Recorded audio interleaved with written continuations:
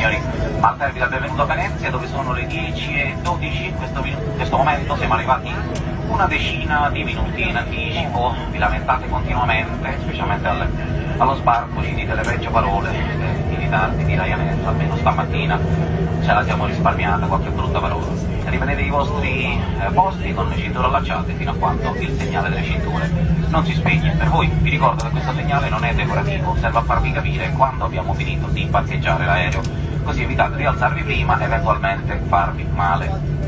Date un'occhiata alle cappelliere, perché i bagagli potrebbero essersi spostati. Qualora dovesse piacervi fumare, smettete, perché fa male, ma se non riuscite a smettere, aspettate almeno di essere fuori dall'aeroporto. Mi raccomando, non lo fate sotto le scalette, che poi vi vedono e vi arrestano. Io ve l'ho detto. A nome di tutto l'equipaggio vi ringraziamo di aver volato con noi e aspettiamo su un altro dei nostri aerei o voli, Malta Air o Ryanair. Cosa dire? Bentornati a casa, spero le vacanze siano state piacevoli in Puglia. Vi do semplicemente un consiglio: se avete la bilancia pesa persone a casa, la dovete buttare, non arrivate a casa, perché potreste avere brutte notizie per quanto riguarda la vostra autostima. Se invece siete venuti qui in Veneto in vacanza, signori, spero tanto che voi non siate astemi, altrimenti in Veneto che cosa siete venuti a fare, giusto?